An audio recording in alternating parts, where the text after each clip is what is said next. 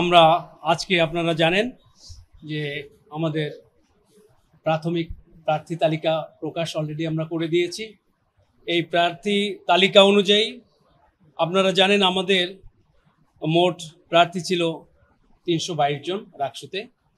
তার মধ্যে আমাদের ২৫৫ জন হচ্ছে রাকসুতে, ৬০ জন সিনেটে এবং ৭ জন প্রার্থীর মনোনয়ন বাতিল হয়েছে।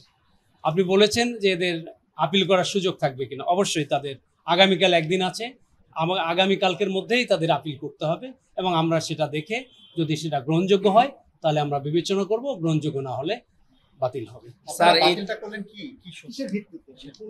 এটা অনেকগুলো প্যারামিটার আছে। অনেকের ব্যাংক রসিদ নেই, অনেকের সিগনেচার নেই, অনেকের ছবি নেই, অনেকের ডোপ টেস্ট রিপোর্ট নেই ইত্যাদি। এই কারণে ৭ জনের জি তাও বাতিল হয়েছে। রাজনৈতিক সংশ্লিষ্ট থাকার কারণেও বাতিল হয়েছে। যেমন একটু ব্যাখ্যা করুন স্যার একটু যেহেতু ব্যতিক্রম হচ্ছে বিষয়টা একটু উল্লেখ করুন। একটা নিষিদ্ধ সংগঠনের একজন শিক্ষার্থী এই প্যানেলে মনোনয়ন পত্র হলে জমা দিয়েছে। এটা বোধহয় লতিফ হলে। তো তার ওখানে ডকুমেন্টস আছে যে একটা নিষিদ্ধ সংগঠনের সে বিশেষ পদে ছিল, সেই জন্য সেটা আমরা বাতিল। স্যার কোন পদে ছিলেন? আমার ঠিক এখন মনে নেই কোন পদে আছে। স্যার যে ৭ জন বাদ পড়েছে এর মধ্যে শীর্ষ ৩টি পদের কেউ আছে কিনা? শীর্ষ পদের মধ্যে একজন আছে, ভিপি পদে। ভিপি এবং জিএস দুটোই মনে হয় আছে। একটা করে আছে। একটা একটু সামনে তাকায় বলেন। জি স্যার একটু আরেকটু প্রাসঙ্গিক মানে ওই বিষয়টা রাখবেন একটু বলুন। বাতিল কি কারণে এবং কি পদে বাতিল হয়েছে? ভিপি পদে একজন, এখন আমরা নাম বলছি না কারণ আমাদের যেহেতু কালকে আপিলের সুযোগ আছে, ওনারা যদি যথাযথ প্রমাণ দিতে পারেন তাহলে ওনারা আবার আসতে পারেন। কাজে এই জন্য আমরা নাম বলছি না। ভিপি পদে একজন এবং সাধারণ সম্পাদক পদে একজন। ১৫ জন ছিল, এখন ১৪ জন আছে। আর সহসভাপতি মানে ভিপি পদে আছে ১৯ জন।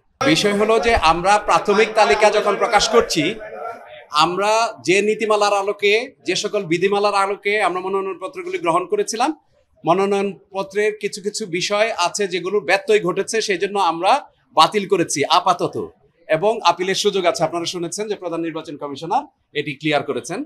রাকসুর যে হিসাবটা এসছে আমাদের এখানে, সেখানে ভিপি পদে একজন সম্ভবত তার কাগজের ঘাটতি আছে, সেই জন্য জিএস পদে একজন, সিনেটে ২ জন, আর অন্যান্য এজিএস পদেও সম্ভবত একজনের প্রার্থিতা আমরা বাতিল করেছি। আগামী একদিন যেহেতু আছে, সাময়িকভাবে বাতিল, আগামী একদিন যেহেতু আছে আপিলের সুযোগ, তারা যদি আমাদের শর্ত পূরণ করতে পারে তাদের চূড়ান্ত প্রার্থী তালিকায় তাদের নাম থাকবে আশা করছি।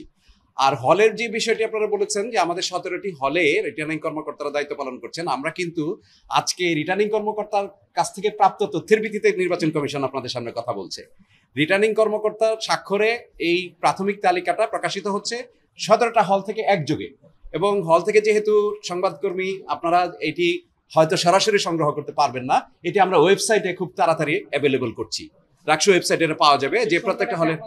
আমাদের কাছে এখনো পর্যন্ত সম্পূর্ণ ইয়েতে আসেনি, কারণ ২-১টি হলের আপনারা জানেন যে কিছু কিছু শেষ মুহূর্তের ক্যালকুলেশনে কিছু ভুলভ্রান্তি থাকার কারণে এটি হতে পারে। সেই জন্য আমরা এটি যতক্ষণ না পর্যন্ত কনফার্ম হওয়ার সাথে সাথে আমরা এটা ওয়েবসাইট আপনারা দিয়ে দিব, এবং আপনাদের জন্য সহজ হবে যে ওখান থেকে তথ্যটা আপনারা পেতে পারবেন।